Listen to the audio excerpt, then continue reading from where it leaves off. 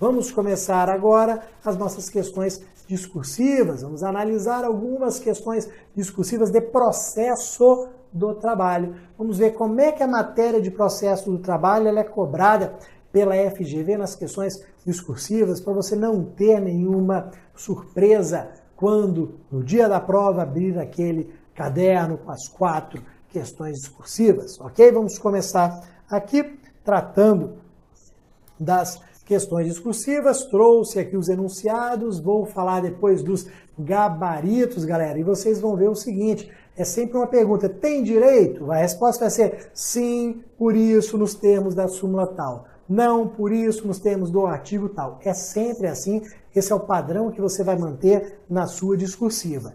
Vai ter uma pergunta, você vai responder a pergunta, vai justificar e vai colocar o dispositivo de lei, súmula do TST, OJ do TST. Ok, galera? Então vamos lá, ó. Primeira questão discursiva. Vou dar uma sumida e vou ficar mais na tela agora. Então, ó, Plínio foi empregado da sociedade empresária Marca Alimentos S.A. Ele prestou serviço nos estados do Rio de Janeiro, São Paulo e Minas Gerais, residindo hoje neste último.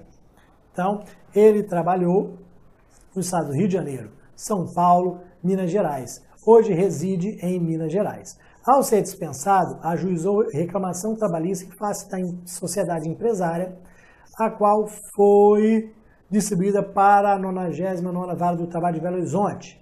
Na audiência, a sociedade empresária apresentou exceção de incompetência, alegando que a ação deveria ter sido ajuizada em São Paulo, local da contratação e sede da ré. Diante disso, responda aos itens a seguir. Galera, aqui, ó, lembrar do artigo 651 da CLT, que fala do local do ajuizamento da ação trabalhista, competência territorial. Nós sabemos, a gente extrai desse artigo 651 da CLT, que o local do ajuizamento é o local da prestação dos serviços. O último local da prestação de serviços, se houve variação. A gente sabe que num primeiro momento, vamos ver se essa é a situação, porque eu não continuei aqui lendo, não li as perguntas, a gente sabe que excepcionalmente o domicílio do reclamante pode ser importante, excepcionalmente. No primeiro momento, não. No primeiro momento, esqueço o domicílio, esqueço o local da contratação, esqueço o local onde está a sede. No primeiro momento, eu penso em local da prestação dos serviços. Vamos levar essa informação para o restante da questão aqui para ver o gabarito. Então, ó, A. Observadas as regras de competência territorial, onde Plínio deveria ajuizar a ação. B. No caso de acolhida a exceção pelo juiz, como advogado de Plínio, que medida você adotaria? No caso de acolhida a exceção, que medida você adotaria? Vamos lá, galera. Olha o gabarito da FGV. Ó. No caso, Plínio poderá ajuizar a ação em qualquer dos 3 estados da federação, nos termos do artigo 651 caput da CLT. Ele poderá ajuizar a ação em qualquer dos 3 estados da federação, conforme o caput, porque nós temos aqui o caput falando em local da prestação dos serviços, e ele, vou voltar lá, e ele prestou serviços no Rio, São Paulo e Minas Gerais. Como ele prestou serviços nos 3, nós temos os 3 como local da prestação dos serviços, ele pode ajuizar em qualquer um deles, ok? A B fala o seguinte, vamos voltar lá. No caso de acolhida a exceção pelo juiz, como advogado de Plínio, que medida você adotaria? Vamos lembrar aqui, ó, que a exceção de incompetência foi apresentada para remeter para São Paulo. Então, ó, para remeter para São Paulo. Então, vou anotar aqui que essa ação ou iria do Rio ou Minas. Ele ajuizou em Minas, não é isso? Ajuizou em Belo Horizonte. Então, ó, ele poderia ter ajuizado em qualquer um dos três, ajuizou em BH. Ok? A parte excepcionou falando, ó, tem que ir para São Paulo. Se essa exceção for acolhida e o juiz determinar a remessa dos autos para São Paulo, o que você, como advogado de Plínio, deve fazer? A B está falando o seguinte, que é uma situação simples aqui em processo do trabalho. Como advogado de Plínio, interporia recurso ordinário, pois o processo será remetido para TRT diverso, conforme súmula 214C do TST. Olha o que acontece, galera. Essa súmula aqui é uma exceção àquela regra, àquele princípio da irrecorribilidade imediata das decisões interlocutórias. Então, a súmula traz uma exceção à regra da irrecorribilidade imediata das decisões interlocutórias. Você sabe que, regra geral, não cabe recurso de decisão interlocutória. Excepcionalmente cabe, mas regra geral não. Eu tenho aqui uma decisão interlocutória proferida? Tenho. Decisão interlocutória que julgou a exceção de incompetência, mandando os autos de BH para São Paulo.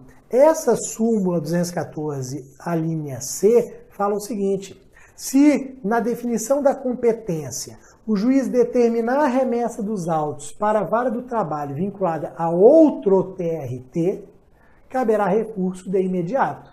Então, se o juiz acolher essa alegação de incompetência e determinar a remessa dos autos para outro juízo vinculado a outro TRT, caberá recurso. É exatamente o que vai acontecer. O processo vai sair de BH, TRT, terceira região, para São Paulo, TRT, segunda região.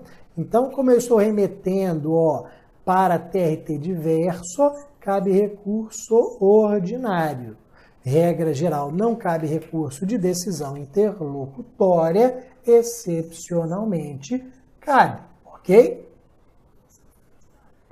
Então vamos para outra questão discursiva aqui na sequência. Reginaldo, vamos ver o que o infeliz do Reginaldo fez aqui. Reginaldo ingressou com a ação contra seu ex-empregador e por não comparecer, o feito foi arquivado. Então, na primeira ação, ele não compareceu à audiência, o processo foi arquivado, foi extinto sem resolução do mérito. 30 dias depois, ajuizou nova ação com os mesmos pedidos, mas dela desistiu porque não mais nutria confiança no seu advogado, o que foi homologado pelo magistrado. Então, a segunda ação também foi arquivada por desistência. Na primeira foi arquivada por não comparecimento, na segunda foi arquivada por desistência. Contratou um novo profissional e 60 dias depois demandou novamente. Mas por não ter cumprido exigência determinada pelo juiz para emendar a petição inicial, o feito foi extinto sem resolução do mérito. Então, novamente, o processo foi extinto sem resolução do mérito, pela terceira vez, ok? Estamos percebendo que houve aqui o ajuizamento de 3 ações. Nas 3 vezes, houve a extinção sem resolução do mérito, o arquivamento, mas por motivos totalmente distintos. Na primeira, não compareceu à audiência, o artigo 844 da CLT manda arquivar.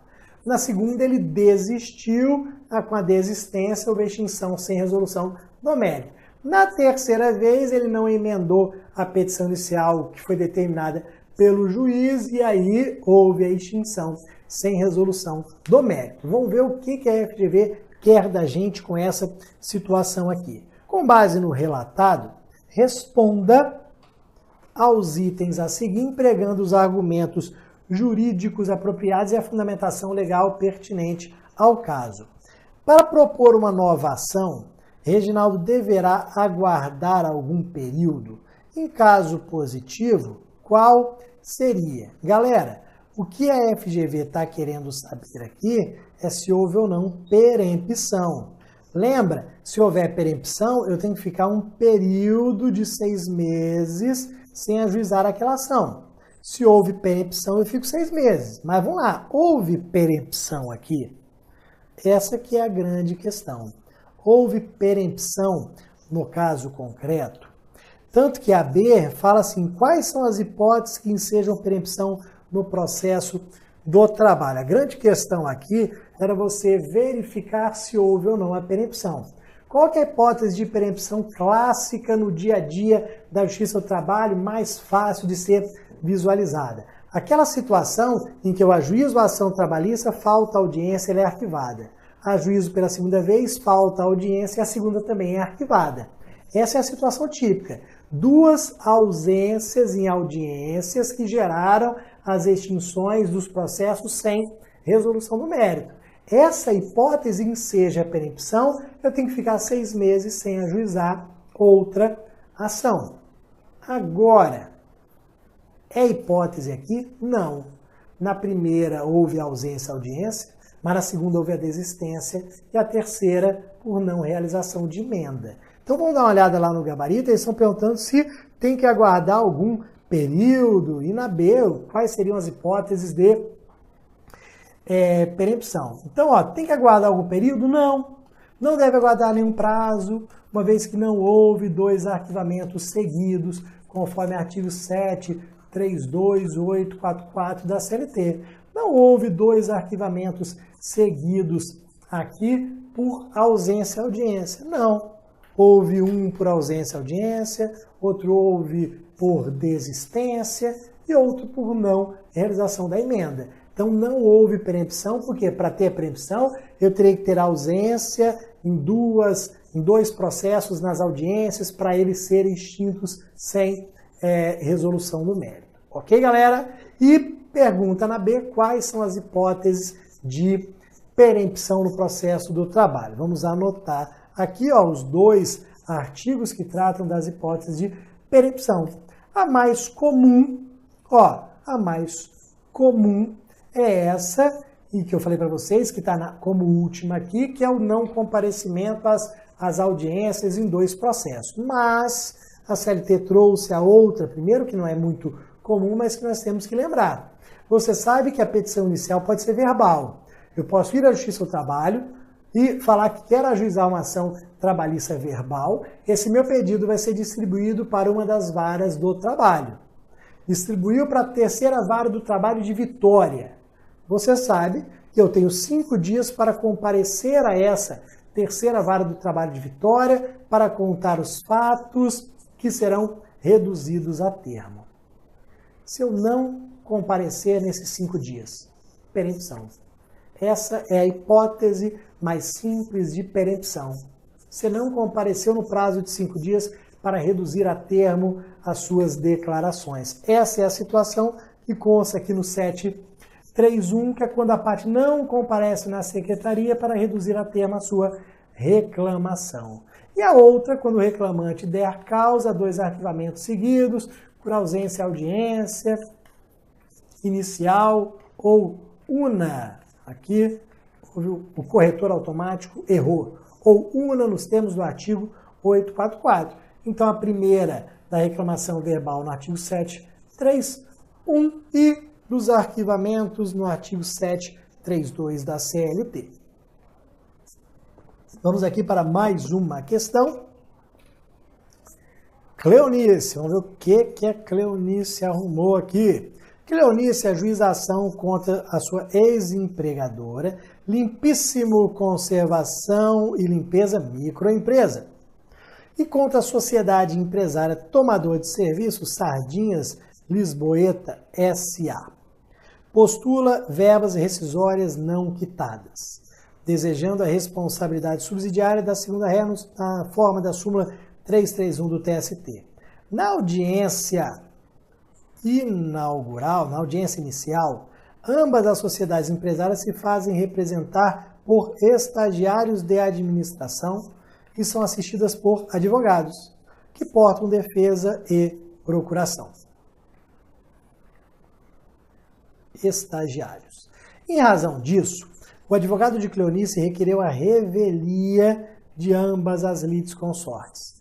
Diante da situação e da jurisprudência, responda aos itens a seguir. Galera, vamos lá. Se fazer representar significa que as empresas mandaram prepostos.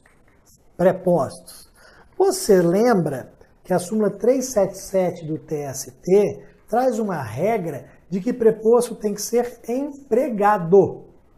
Preposto, pela súmula 377, tem que ser empregado. Eles eram empregados? Não. Eles eram estagiários. Estagiário não é empregado, estagiário não possui vínculo de emprego. Então, em regra, preposto, o estagiário não pode ser preposto. Só que vocês perceberam que no início, eu vou voltar lá, no início da questão, eu tinha destacado simplesmente isso daqui, microempresa e SA. Por quê? Porque existe a regra na súmula 377 de que preposto tem que ser empregado, mas ela também traz situações excepcionais. Traz situações excepcionais em que não há necessidade do preposto ser empregado. Situações excepcionais em que o preposto pode ser qualquer pessoa que tenha conhecimento dos fatos, como o estagiário. Pode. Quais são as situações excepcionais? Microempresa, empresa de pequeno porte e empregador doméstico. Então, microempresa, empresa de pequeno porte, empregador doméstico pode ser representado por um preposto que não seja empregado. Para essa situação, pode ser estagiário. Então, as perguntas que foram formuladas aqui foram as seguintes, ó. Analise se a ex-empregadora deve ter a revelia decretada. A ex-empregadora é microempresa. Analise se a tomadora dos serviços deve ter a revelia decretada. A tomadora é uma sociedade anônima, uma SA. Ok? Então, vamos lá para o gabarito. Não cabe revelia da ex-empregadora, pois o preposto dela não precisa ser empregado conforme súmula tal. Olha aqui, galera, essa é a resposta padrão da FGV. Não, sim ou não, fundamento, dispositivo de lei, súmula, OJ. Isso daqui é a resposta. Se você tivesse escrito só isso, você teria acertado, seria nota máxima nesse quesito ali. Você nem precisa enrolar, nem precisa encher linguiça. Tá perfeito. Sim ou não? Não. Porque súmula tal, artigo tal, OJ tal. Ok? Da mesma forma, cabe aqui a revelia da tomadora dos serviços, que é a SA. Ó, a tomadora de serviços deve ter a sua revelia decretada. Então, ó, sim, revelia, uma vez que é SA. Olha aqui a fundamentação. O preposto tem que ser empregado, súmula 377, sendo que a presença do advogado não afasta a revelia. Ah, o advogado está lá, está com procuração, está com defesa, não interessa. Será considerado revel da mesma forma, porque a revelia vem da ausência à audiência, o preposto não está lá, está ausente, não tem justificativa, não apresentou atestado médico, então revelia para ela. Toma cuidado, porque na primeira situação, na letra A, nós não tínhamos revelia em virtude de ser uma microempresa. Ela estava representada por alguém? Tá, estava pelo estagiário. Pode, tranquilamente. Perfeito, galera? Vamos para mais uma questão discursiva. Júnior, no período de 2011 a 2014, foi empregado de um condomínio comercial. Empregado de um condomínio comercial como bombeiro civil. Após ser dispensado, ajuizou reclamação trabalhista postulando adicional de periculosidade. Apertei o botão errado. Ajuizou reclamação trabalhista postulando adicional de periculosidade, que não lhe era pago.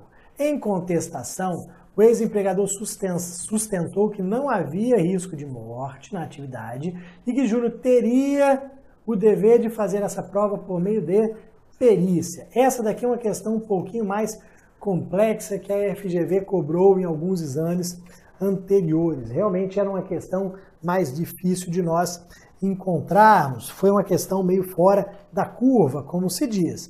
Ele era bombeiro civil, estava pedindo adicional de periculosidade, dizendo à empresa que tinha que fazer perícia. Diante da situação retratada e das normas legais, responda às indagações a seguir. Analise se a prova pericial é necessária na hipótese, justificando. Lembrando que é periculosidade. Tem que fazer perícia? Vamos verificar. Caso o pedido formulado pelo Júnior fosse deferido, qual seria o percentual e a base de cálculo da parcela reivindicada? Aqui mais fácil. Uma primeira um pouco mais difícil, uma segunda um pouco mais fácil. Vamos lá para o gabarito. O gabarito fala o seguinte: a prova pericial não é necessária porque o profissional bombeiro civil tem direito ao adicional já fixado em lei. Aqui, um pouquinho mais difícil porque é uma lei específica, a gente quase não usa no dia a dia, que é a lei do bombeiro civil. Por isso que eu falei que nesse ponto foi uma questão meio fora da curva, infelizmente, às vezes a gente acha. Só que qual que é a dica aqui? Bombeiro civil, abriu a CLT, foi lá no índice, vai ter bombeiro civil. Lá no índice que você vai achar bombeiro civil vai ter periculosidade. Adicional, periculosidade, você iria encontrar essa lei aqui com certeza. Às vezes você abre a questão, não sabe. Vamos procurar. Vai para o índice, vamos quebrar a cabeça, vamos procurar. Bombeiro civil, procura lá, bombeiro civil. Ok?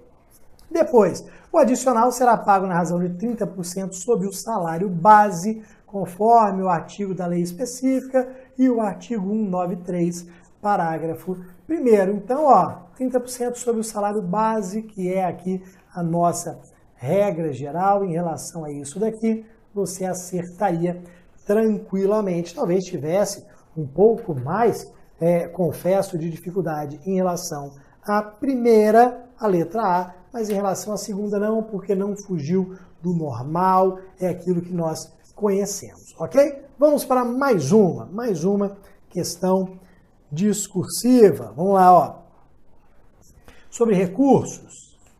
Inconformada com uma sentença desfavorável, a empresa dela recorre. Então, a empresa recorreu. Contudo, entendeu o magistrado que o recurso era intempestivo e aí ele negou seguimento. Então, eu já vou anotar o seguinte: negou seguimento ao recurso, negou seguimento ao agravo de instrumento. Então, se a empresa agora quiser discutir essa negativa de seguimento, é agravo de instrumento. E foi exatamente isso. Ciente disso, a reclamada interpôs agravo de instrumento no 5º dia e efetuou o depósito adicional previsto no artigo 899, que é o de 50% da CLT, no 8º dia do prazo recursal. Novamente, o juiz negou o seguimento ao agravo de instrumento, argumentando que ele estava deserto.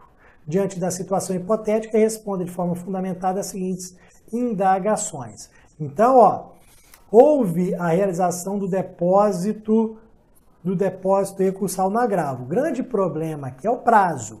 O agravo de instrumento foi interposto no 5º dia e o depósito realizado, o preparo realizado no 8º dia. Isso pode, não pode? Qual que é a grande questão aqui, galera? Se não fosse agravo de instrumento, poderia. Se fosse um recurso ordinário, você poderia interpor no 5º dia e comprovar o depósito no 8º. Para recurso ordinário, poderia. O grande problema é o agravo de instrumento. O que pega aqui é o agravo de instrumento. Por quê? Porque o dispositivo, o artigo 899, parágrafo 7º, diz que o depósito recursal tem que ser feito no ato da interposição. Então, eu tenho a ideia aqui de que o agravo de instrumento tem que ter o seu preparo comprovado no ato de interposição, não é no prazo recursal. Então, em tese, se eu interpus o recurso no 5º dia, eu teria que ter comprovado no 5º dia. Vamos ver se é isso que eles estão perguntando? Vamos lá, Responda aqui as seguintes indagações. Há alguma medida que possa ser alguma medida que possa ser tomada pelo recorrente contra a última decisão do juiz, em caso afirmativo, qual? Alguma medida que possa aqui ser levada em consideração para essa negativa do agravo de instrumento? B. O que significa deserção?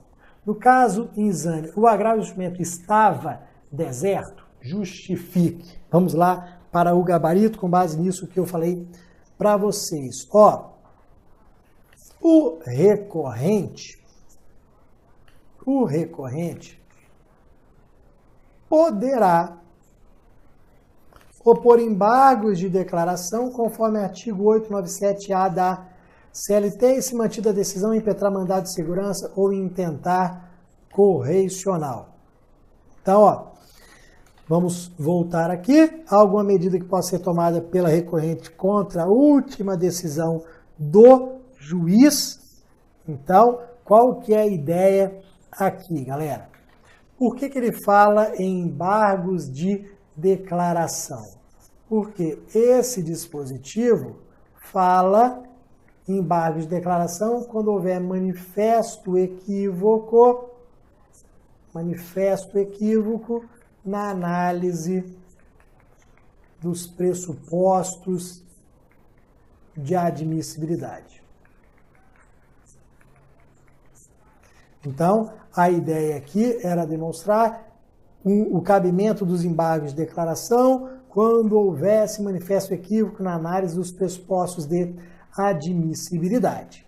Ok? Com possibilidade de MS ou correição aqui. Mas o primeiro momento seria embargos de declaração por esse cabimento. Deserção, ausência de preparo.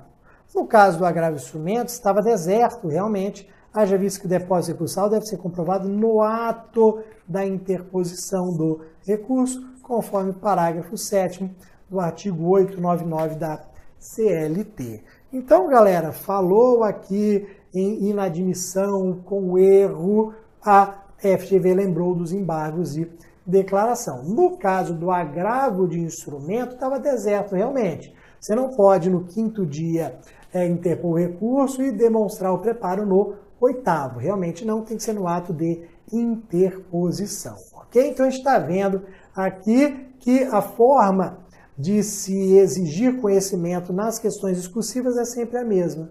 E a resposta é aquela padrão: sim, não, fundamento e dispositivo de lei, jurisprudência do TST. Ok, galera? Por hoje nós finalizamos. Ok, galera? Forte abraço, tchau, tchau, valeu!